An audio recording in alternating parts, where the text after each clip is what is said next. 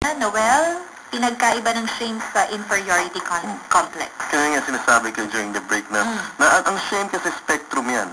No? Yung self-hatred parang nasa dulo yan. Self-destructive, nasa dulo ng matinding experience. Kumbaga sa 1 to 10, 10 yung self-hatred. Yung kasama din suicidal thoughts ng self-hatred and all that. Pero spectrum yan, yung inferiority, insecurity, mga manifestations, mga mukha siya ng shame. Okay. Talaga pong nakakanakaw ng self-confidence once napakinggan natin yung mga nega na sinasabi ng mga tao sa ating paligid. Kasi ako talagang until now, parang ang baba ng self-confidence ko. Kasi every time na sasabihin sa'yo, bakit ikaw ang pangit mo? Ang ate mo maganda. Walang pekas. Bakit ikaw meron? Nasasaktan po ako. Anong gagawin ko? Minsan, pag nagsasalamin ako, sasabihin ko na lang, bakit nga ba binigay sa akin ni Lord itong pekas na to? Unti-unti niyang tinanggap no, na sinasabi ng iba, may pekas siya, yung ate wala, pangit siya, si ate maganda.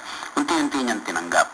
At yun yung parang nabilanggo siya sa kanyang pagtanggap na yun na katotohanan. Pero deep inside, alam daw niya na may pagdadalhan sa kanya si Lord kung bakit yun ibinigay sa kanya. Pero ang gusto nga niya, maibalik yung kanyang self-confidence. Una gusto ko i-validate yung feeling niya na nasaktan. Kailangan siguro dalhin niya sa Panginoon yung feeling na nasaktan. Kasi masakit talaga yun eh. Pag ikaw sinabihan, at ikaw yung pumapasok, may mga salitang pumapasok sa puso. Kailangan hugasan yung sugat na yon. One way na paghuhugas sa sugat na yung pagdala sa Panginoon na, Lord, ito nasaktan ako, ito yung experience ko. Bumaba yung tingin ko sa sarili ko, self-confidence. Dahil dito. At yung presensya ng Panginoon in itself, brings healing and comfort. Lalo kung kilala niya na yung sarili niya.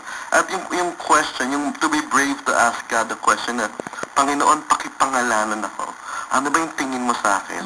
Alam ko meron kang pagdadalhan sa akin pero ikaw ang gusto kong pakinggan ngayon. Kasi pinakinggan niya na yung iba eh. So, Lord, ikaw yung gusto kong marinig. Ano ba yung tingin mo sa akin? Eto si Dr. Vicky, nasabihan din to ng pangit eh. Ano ang masasabi mo sa kanya? Yung tulad ng sinabi ni Noel, in-acknowledge ko yung pain ko na ito yung naramdaman ko nung sinabi ito noon na pangit ako at mas paborito yung iba kaysa sa akin. In-acknowledge ko yun. Pero tinanong ko ang Panginoon, Panginoon, sa tingin mo ba, totoo po ba na pangit ako? So, alam mo yung nakarinig naman ako sa Panginoon na ginawa niya ako sa wangis niya, in His own image at maganda ako. So, yun ang pinakinggan ko. I choose to believe the truth kung sino ako sa Panginoon at hindi yung lies na naririnig ko na sinasabi ng ibang tao. So, ano mo yun na walang hindi ginawa ang Panginoon na hindi maganda. Sabi niya nga sa creation niya na lahat ng ginawa niya ay good, diba? So, we just have to believe na there's good in us. And we are beautiful. And we are beautiful. Kami napakahalaga pala sa iyo. At regardless, Lord, kung ano ang sinasabi namin sa aming sarili o ito ay diktado ng iba or ibang mga boses na nagsasabi, ganito po kami.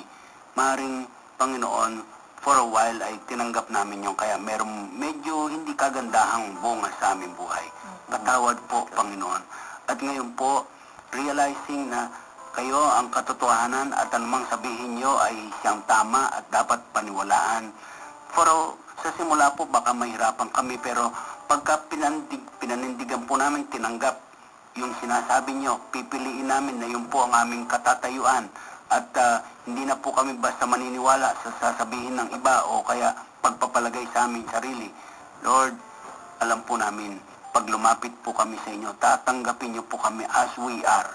Opo, inaamin namin, makasalanan po kami, mahina kami, maliit kami sa tingin Panginoon.